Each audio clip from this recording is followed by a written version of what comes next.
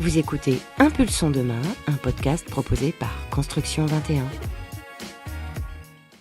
200 000 rénovations performantes en 2024, objectif réalisable ou chantier utopique. Quid de l'engagement territorial? Quelles solutions techniques, humaines et financières émergent aujourd'hui dans ce nouveau podcast Impulsons Demain de Construction 21? Nous recevons Florence Presson, adjointe au maire de la ville de Sceaux, en charge des transitions, de l'économie circulaire et solidaire et de la participation citoyenne. Bonjour. Bonjour. Vous êtes également coordinatrice du parcours de rénovation énergétique performante au sein du Grand Paris Grand Est et aussi vice-présidente du conseil stratégique du CEREMA. Bref, la réno, c'est un peu votre credo. Est-ce que c'est compliqué aujourd'hui, Florence Presson, quand on parle rénovation performante? Est-ce que on y arrive enfin à réaliser des travaux de rénovation performante? Alors effectivement, la rénovation performante, c'est vraiment une démarche globale qui est faite sur un logement. On va être dans une première étape qui est de faire l'audit complet du logement, de pouvoir définir plusieurs scénarios et se dire qu'effectivement, on peut faire le minimum de travaux pour un minimum de résultats, c'est-à-dire peu d'économies financières, peu de sauts d'étiquette, ou alors être dans un scénario beaucoup plus global, complet. Il peut être assez difficile de développer ce scénario complet parce que ça représente un lot de 4-5 travaux.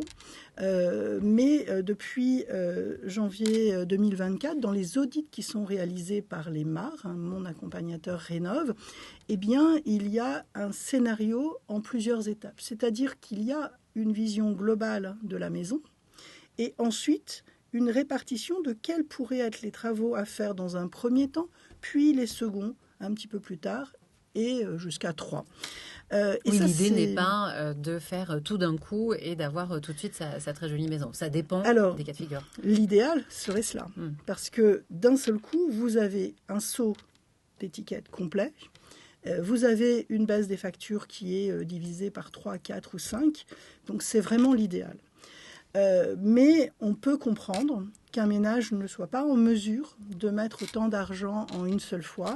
Les banques, malheureusement, ne suivent pas, ne permettent pas à un ménage de faire un prêt d'un montant suffisant pour pouvoir faire cela. Et c'est dommage, mais les banques ne prennent pas en compte les économies réalisées sur les factures.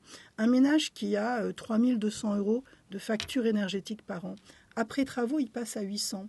La différence, c'est finalement du pouvoir de vivre supplémentaire et une capacité de rembourser. Ça, les banques aujourd'hui, malheureusement, ne sont pas dans cette démarche. Et puis, prenons en compte l'étude Trémy, qui réalisée par l'ADEME. Réalisée par l'ADEME, qui est de 2014 à 2016, 2017 à 2019, et je pense qu'il doit y en avoir une bientôt, j'espère en tout cas, que met en évidence, entre autres, parce qu'elle est très complète, mais que met en évidence cette étude? Elle met en évidence qu'il n'y a que 5% de ménages qui réalisent des travaux et qui gagnent plus de 2 étiquettes. Mais c'est rien du 5%. Vous avez, je crois, 60 milliards de posés sur la table pour faire des travaux, pour faire à peu près 50 millions de travaux en nombre. Et vous n'avez que 5%. Et quand on fait un zoom, ces 5%, ce sont ceux qui ont fait plus de 4 travaux. Donc ça met bien en évidence qu'il n'y a qu'une rénovation la plus complète possible qui permette d'avoir des résultats. Alors après, on n'est pas simplement sur une situation où les personnes, pendant 20 ans, 30 ans, 40 ans, n'ont pas fait de travaux. Il en existe. Et là, ces ménages-là, il faut vraiment les accompagner. Mais il existe aussi, et c'est ce que l'on connaît principalement sur notre territoire, des habitants qui ont entretenu régulièrement leur maison. Ils ont fait un changement de fenêtre. Ils ont fait l'isolation des combles. Ils ont fait petit à petit. Bon là, il faut leur dire, ne faites jamais la chaudière. C'est la pire des choses qui puissent être faites, c'est la chaudière. Ça ne sert à rien de changer une chaudière. Si vous n'avez pas isolé. Si on n'a pas isolé. Même si on a plutôt un peu chaud, eh bien, si on va dans la rue en plein hiver sans vêtements, ça ne servira à rien. Donc, il faut commencer par bien se couvrir. Donc, ça signifie que la rénovation, l'isolation des murs intérieurs-extérieurs, la toiture, c'est l'essentiel. Ça veut dire aussi qu'un ménage, comme je disais, qui a fait en plusieurs étapes au fur et à mesure des années, eh bien, peut très bien terminer sa rénovation globale par le sous-sol, le plancher, et puis s'il a déjà fait la toiture, il n'y touche pas, et puis les murs. Donc ça signifie qu'on est quand même dans une rénovation qui a été faite en étapes. On ne va pas dire à la personne « changez vos fenêtres », changer la toiture, refaites un isolant, etc., si ce n'est pas nécessaire, mais on va être vraiment sur le juste investissement pour le résultat attendu. Mais alors, c'est toute une filière à réinvestir dans ce nouveau modèle de travaux. Et plus qu'une filière, également les particuliers qui sont concernés. Beaucoup de pédagogie à leur donner pour qu'ils comprennent cette stratégie globale de rénovation en plusieurs étapes. Alors exactement. Sur un territoire, que ce soit le territoire Grand Paris Grand Est, qui rassemble plus de 400 000 habitants sur 14 communes à l'est de la métropole du Grand Paris, ou que ce soit sur la ville de Sceaux, 20 000 habitants, s'il n'y a pas une volonté politique forte des élus, ça ne pourra pas fonctionner. Aujourd'hui, l'État a simplifié un certain nombre de démarches. On partait de très loin. Aujourd'hui, on est vraiment dans une démarche qui a été simplifiée, mais qui reste trop difficile pour un habitant. Trop difficile et aussi qui change très souvent. On l'a vu encore il y a quelques temps, nouvelles règles du jeu. Exactement. Alors, déjà, prenons la difficulté. Vous allez sur Internet, vous regardez sur d'autres sites, vous êtes harcelé. Vous ne savez même pas en quelle couleur vous vous trouvez, c'est-à-dire modeste, très modeste, aisé, intermédiaire, et vous recevez plein d'appels. Donc déjà, la volonté politique des élus, ça va être de mettre en œuvre le parcours de rénovation énergétique performante pour les maisons. C'est avant tout un tiers de confiance local, c'est-à-dire un référent dans les communes, c'est-à-dire une collaboration particulière avec une agence locale de l'énergie et du climat, qui est là pour être l'interlocuteur privilégié du ménage. Les communes font de la communication, font des articles, organisent des conférences, organisent un forum de la rénovation. Dès que les ménages sont captés, on les met entre les mains de professionnels qui n'ont rien à leur vendre, mais qui sont là pour les accompagner, pour vivre dans une maison agréable à vivre, performante, qui leur permet d'avoir une qualité de vie non négligeable. Ça veut dire que c'est vous, collectivité, qui adoubez les artisans avec qui vos citoyens vont travailler ? Alors, ce tiers de confiance de proximité, c'est une relation privilégiée que l'on a avec des agences locales de l'énergie et du climat, avec Solia, avec Urbanis, avec des structures qui sont plutôt dans le rôle des MAR, mon accompagnateur rénove. D'accord, qui sont là pour suivre le ménage tout du long du parcours jusqu'après les travaux. Bien évidemment, dans le parcours de rénovation énergétique performante, il y a un tiers de confiance technique, c'est-à-dire les artisans. Bien évidemment, on est service public, on ne va pas dire « cher ménage, allez travailler avec l'entreprise du Schmoll ou Trucmuche ». Ça, ce n'est pas possible. En revanche, on ne peut pas mettre en place, investir, ce que je viens de préciser là, si derrière, on laisse la porte ouverte à tout le monde, aux très bons artisans comme aux escrocs. Donc, dans le cadre du parcours de rénovation énergétique performante, il y a une mobilisation du territoire vers les artisans. Ça signifie que dans un territoire tel que Grand Paris Grand Est, il y a un service DevEco, développement économique. Ce service-là va mobiliser, écrire, organiser des événements, rassembler des artisans pour leur dire « écoutez, nous, localement, on porte politiquement une démarche pour accompagner les ménages. On leur tient la main de l'idée des travaux jusqu'à la fin des travaux. » Donc ça signifie que si vous souhaitez entrer dans le jeu, vous avez une place. Vous avez une place, mais avec nos règles. Nos règles, c'est quoi ? Vous n'allez pas aller débarquer comme ça chez les habitants, faire un devis, penser qu'à vous, etc. Parce que si vous isolez des murs d'une certaine façon, qu'est-ce qu'il en est pour les fenêtres ? Qu'est-ce qu'il en est pour la toiture ? Qu'est-ce qu'il en est avec le plancher ? Donc, nous, ce que nous souhaitons, c'est constituer des équipes d'artisans. C'est-à-dire des artisans qui, quand ils arrivent dans une maison, puissent se parler entre eux et se dire « Ah, bah alors, ok, si toi, tu mets telle épaisseur, moi, je vais faire ci. Oui, mais on pourrait avoir une meilleure performance. » Une équipe, c'est un ensemble d'artisans qui sont là pour rendre performant la maison, qui sont là pour écouter et accompagner le ménage. Aujourd'hui, ça se passe comment justement avec ces artisans, avec ces groupements d'artisans que vous créez? Alors aujourd'hui, on a sollicité, accompagné, les artisans ont été formés par Dorémy Rénovation. On a pu effectivement avoir une quinzaine d'artisans qui ont suivi ce parcours. Ça signifie que quand on a des ménages qui sont identifiés pour pouvoir engager des travaux, on a la phase de devis. Donc là, par exemple, la semaine dernière, j'ai accompagné des mares chez des ménages dans lequel il y avait l'audit qui était rendu, mais il y avait aussi des artisans présents qui ont pu, avec le ménage, échanger. Suite à cela, il y a un devis qui est réalisé. Il est conforme à l'audit qui était fait, mais il est conforme aussi aux souhaits du ménage. Par exemple, ce qui avait été imaginé dans une maison, c'est une isolation du dernier niveau. La dame nous dit, mais oui, mais moi j'ai une bibliothèque que j'ai fait sur mesure, il n'est pas question que je la retire. Donc il y a eu une discussion avec le MAR, en l'occurrence Solia, avec un artisan qui représentait une équipe, pour se dire, alors peut-être qu'il faut réadapter, rechanger. La maison sera un petit peu moins performante, mais la dame pour qui sa bibliothèque et l'ambiance de sa pièce étaient importantes sera préservée. Donc cette démarche d'écoute, de recherche de performance, de qualité de service, c'est vraiment la base même du parcours de rénovation énergétique performante. J'ai dit qu'il y avait 3 tiers de confiance. Le 3e, c'est le tiers de confiance de financement. C'est là que le bas blesse. Parce qu'effectivement, les statistiques qu'on a pu faire sur les habitants qui sont suivis dans le cadre de la rénovation énergétique performante sur le territoire Grand Paris Grand Est met en évidence qu'il y a à peu près 30% de ménages qui ont fait des travaux, mais il n'y a que 14% des ménages qui ont pu financer leurs travaux avec un prêt. 14%. C'est ridicule. Ceux qui ont pu faire des travaux, ce sont ceux qui avaient de l'argent, ceux pour qui leur banque leur a donné un petit peu de sous, ceux pour qui, ils nous ont expliqué, ce sont leurs familles qui ont financé, les enfants par exemple, pour les parents. Mais ce n'est pas du tout satisfaisant. Oui, ce qui veut dire que le plan initial d'aider les plus modestes ne fonctionne pas aujourd'hui. Voilà.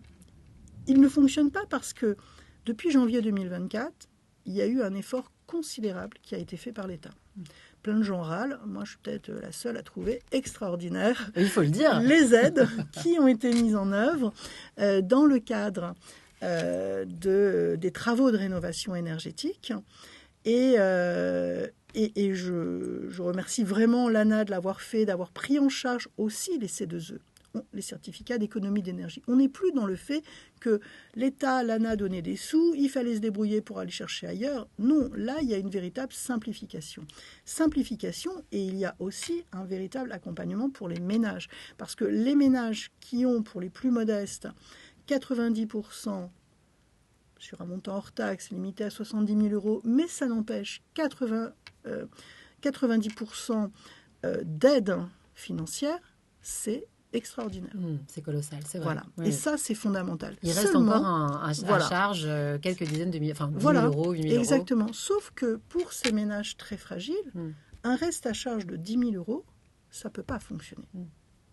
Et il ne faut pas oublier non plus que ces ménages-là nécessitent un accompagnement beaucoup plus important qu'un ménage qui n'a pas de difficulté. Ça signifie qu'on ne peut pas dire à un ménage, écoutez, voilà, allez chercher une liste d'artisans. Voilà, vous remplissez bien les papiers.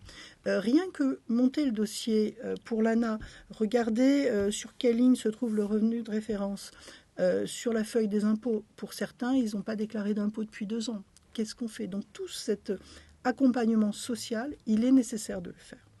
Sauf que dans la rétribution qui est faite aux MAR, aux accompagnateurs Rénov', on est sur du 2 000 euros pour un ménage classique, on est sur 2 000 euros supplémentaires pour un ménage fragile, mais ça n'empêche que si on fait 4 000 euros, ça ne permet pas de payer suffisamment le nombre de jours qui est nécessaire pour ces ménages très fragiles, pour qui il va falloir... nombre de jours d'accompagnement. Voilà, pour qui il va falloir s'apprivoiser, se donner confiance, travailler ensemble.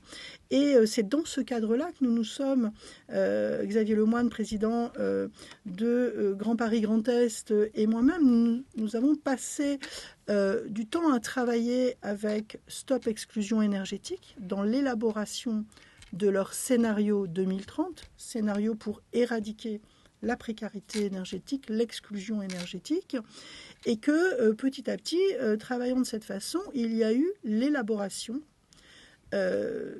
d'une candidature pour un programme C2E. Cette candidature, c'est le fait, inspiré un peu de territoire zéro chômeur, c'est de créer des territoires zéro exclusion énergétique. Ça signifie que vous prenez une carte et vous définissez des frontières, un endroit, un quartier, et vous dites dans ce quartier-là, je vais le ratisser complètement, mais je ne laisserai aucun ménage fragile, très fragile, sans solution de travaux de rénovation. Alors une fois qu'on a dit ça, on se dit super, déjà avec le parcours de rénovation, on faisait beaucoup. Là, ok, il y a encore un peu plus d'argent pour accompagner sur une dizaine, douzaine, quinzaine de jours. C'est exceptionnel, mais c'est vraiment nécessaire pour ces ménages. Mais ça n'empêche que les 10 000 euros, on ne peut pas les payer. Le ménage ne peut pas les payer. L'avantage de ce programme et l'avantage de ce qui est porté par Stop Exclusion Énergétique, c'est le fait qu'il y a un fonds de solidarité. Ce fonds de solidarité, il est alimenté par des fondations, par des sociétés. L'arrondi à la caisse, par exemple. L'arrondi à la caisse chez Leroy Merlin, ça a généré plus de 350 000 euros qui ont été versés sur ce fonds. Vous, moi, on peut très bien décider de mettre 500 000 euros sur ce fonds. Ça sera déductible des impôts. Mais surtout, ce fonds, à quoi sert-il ? Eh bien, il sert à financer ce reste à charge. On ne va pas tomber à zéro parce que c'est important que le ménage contribue. Mais les 250 ménages qui, en 2023, ont pu bénéficier de ce fonds pour une moyenne de 7 à 8 000 euros, eh bien, ces ménages-là n'auraient jamais pu réaliser de travaux, aller jusqu'au bout de ce projet s'il n'y avait pas eu ce fonds de solidarité. Et les travaux qu'ils ont réalisés, ils sont ambitieux, performants ? Alors, on est sur une démarche, effectivement, d'aller vers un logement qui soit AC, B dans la meilleure des cas, parce que il faut quand même avoir en tête que les 90% d'aide sur les travaux, c'est limité à une enveloppe de 70 000 euros. 70 000 euros hors taxe. Donc, on a le petit souci quand même de la TVA. 70 000 euros, ça peut paraître beaucoup. C'était largement suffisant il y a quelques années. Malheureusement, avec la guerre en Ukraine, avec le prix et un peu de difficulté, la raréfaction de certains matériaux, l'augmentation aussi du prix des salaires, etc., fait qu'on ne peut pas rénover complètement une maison avec ce montant-là. Est-ce qu'il faudrait alors que l'État revoie un peu ses barèmes ? On lui en demande beaucoup.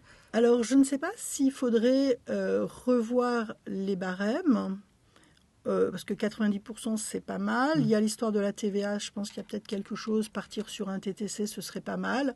Mais il y a peut-être une réglementation à définir, un palier à définir. Vous voyez, quand parfois j'ai des artisans ou des sociétés de conseil qui me disent « Ah oui, mais avant, le ménage arrivait à mettre 500 euros, donc c'est pas grave, j'augmente et je vais faire payer ma prestation de MAR à 2500 parce qu'il trouvera bien les 500 euros. » Non, là, ça va pas. On gâche l'argent public, c'est clairement pas possible.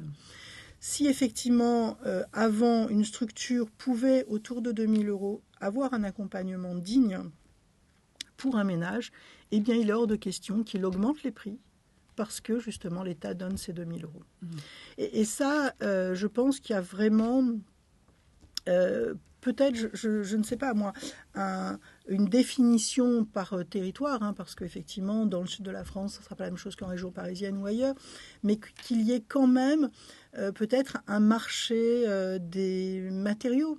Moi, j'entends des fois, tiens, telle structure, ils ont acheté ils ont préacheté un certain nombre de chaudières. Nous, on sait que si on en veut, soit il y en a plus, soit il y en a, mais beaucoup plus cher.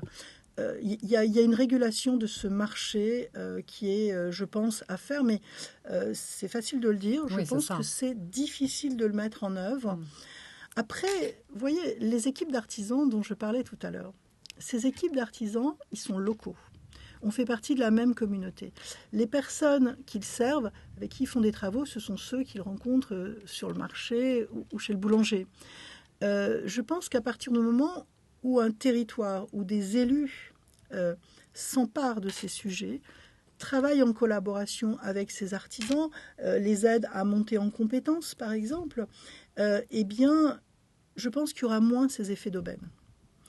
Et ça, c'est peut-être la régulation qu'on pourrait avoir.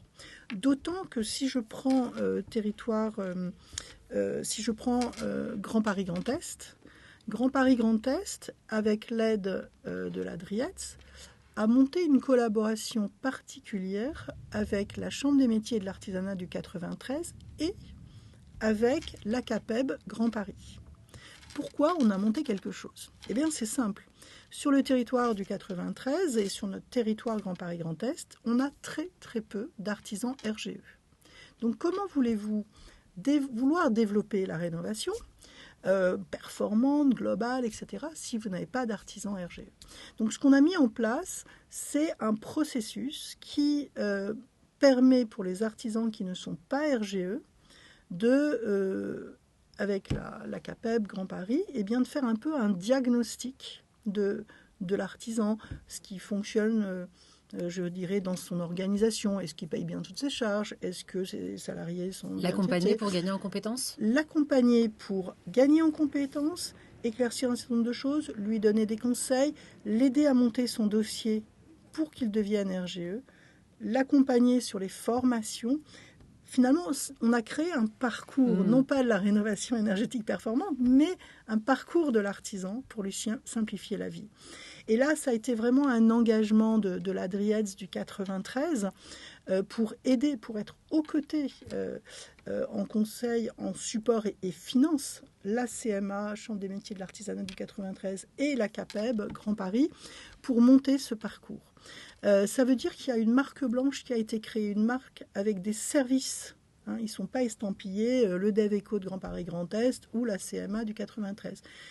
Nous sommes tous ensemble présents pour vous aider, artisans, à monter en compétences, à trouver des salariés quand il vous en faut, à transmettre votre entreprise, si vous prenez votre retraite, à vous agrandir. Et je pense que quand on tisse ce type de lien avec des artisans, ce n'est pas eux qui vont vous mettre 3 000 € de plus parce qu'ils savent qu'il y a une aide particulière. C'est ça la confiance. Est-ce que ces modèles sont réplicables dans d'autres territoires ? Est-ce que vous avez des voisins un peu partout en France qui viennent frapper à votre porte ou qui, au contraire, vous partagent aussi leurs expériences et leurs actions pour mieux rénover les logements ? Alors, dans le cadre de territoires zéro exclusion énergétique, il y a 15 territoires. Donc, Grand Paris Grand Est fait partie d'un, mais il y a les 14 autres, dont 13 qui sont assez proches. Ces 13 territoires-là, nous sommes en train de voir comment le processus qui a été mis en place avec la CAPEB Grand Paris et la Chambre des métiers de l'artisanat du 93 peut être copié dans les différents territoires. J'utilise le mot « copier ». Parce que je dirais que tout artisan, quel que soit l'endroit où il se trouve, il a la même procédure pour devenir RGE, la même procédure par rapport à l'administration, etc. En revanche, ce qui reste spécifique, c'est le repérage des artisans. Repérer un artisan qui est dans l'Aveyron n'est pas du tout la même chose que de repérer un artisan qui est sur la métropole du Grand Paris ou qui est sur Lyon. Donc ça, c'est vraiment attaché aux spécificités du territoire. En revanche, une fois que l'artisan est là, le chemin peut être le même. Donc, on peut réinventer les choses ou on peut accélérer et effectivement dupliquer cette démarche-là. Donc ça, c'est quelque chose qui va se mettre en place dans le cadre du programme C2E, Territoire Zéro Exclusion Énergétique. Sur la partie du parcours de rénovation énergétique performante, tout a commencé il y a 6 ans. Il y a 6 ans, Xavier Lemoine, maire de Montfermeil, présente à la métropole du Grand Paris les résultats d'une étude qu'il a fait faire à la SEM Île-de-France Énergie et à l'Institut Négawatt, qui est de dire venez regarder un peu ce qui se passe dans mes quartiers pavillonnaires parce que je suis soucieux. Le bilan qui en est fait, il est de dire aujourd'hui, les factures énergétiques sont telles que les ménages n'ont plus de quoi vivre correctement. Et il y a des problèmes de santé. Les enfants qui sont en grande difficulté scolaire, ils vivent aussi dans des maisons, ils n'ont plus dans des immeubles qui ont été rénovés, etc. Ou reconstruits. Donc là, on se retrouve avec une sonnette d'alarme qui est tirée par Xavier Lemoyne à la métropole du Grand Paris, devant une cinquantaine, soixantaine de maires. Ça a été un électrochoc. Suite à cela, il y a un certain nombre de maires. Moi, par exemple, la première, avec ma casquette d'élu, je me suis dit « Ah non, mais c'est pas possible. Il faut faire quelque chose. » J'en ai parlé avec mes collègues de Bourg-la-Reine et d'Antony. On a dit « Bon, ok, on se mobilise et on s'inscrit dans cette démarche. » Sachant qu'il y a 6 ans, c'était le début de MaPrimeRénov', ou en tout cas, on supprimait le crédit d'impôt, le fameux crédit d'impôt. Tout à fait, c'était les tout premiers pas. Et c'était hyper compliqué. Mais déjà, à ce moment-là, on s'est dit, quelle que soit la typologie de ménage, que ce soit un ménage très en difficulté ou un ménage qui a vraiment les moyens, les deux vivent dans de mauvaises conditions, dans des maisons où l'air n'est pas sain, où il y fait froid, il y fait trop chaud, et avec des factures incroyables. Tant que vous payez 4 000 € et que ce n'est pas un souci de payer 4 000 €, à la limite, pas de souci. Sauf que c'est quand même de l'énergie. Et cette énergie-là, je dirais que si on raisonne de façon globale, est-ce qu'il faut continuer à importer autant d'énergie parce qu'on accepte d'en consommer autant? Je ne pense pas. C'est aussi des émissions de gaz à effet de serre. À Sceaux, on a 70% des émissions de gaz à effet de serre dans le résidentiel qui vient des maisons, qui ne représentent que 30% des logements. 30% de logements, 70% de gaz à effet de serre. Si on veut diminuer, mais c'est très facile, il faut isoler, rénover. Donc, on a été plusieurs élus, plusieurs maires, à décider de s'approprier le sujet de cette analyse qui a été faite, de cette tirage d'alarme incroyable. Et Philippe Laurent, le maire de Sceaux, Xavier Lemoyne, maire de Montfermeil et moi-même, on a tous les trois travaillé à la création de quelque chose. On a eu beaucoup d'embûches, aussi de belles rencontres, de beaux partenariats. Et puis petit à petit, ce parcours de rénovation énergétique performante a pu voir le jour et a pu se développer. La métropole du Grand Paris a été un véritable support, soutien.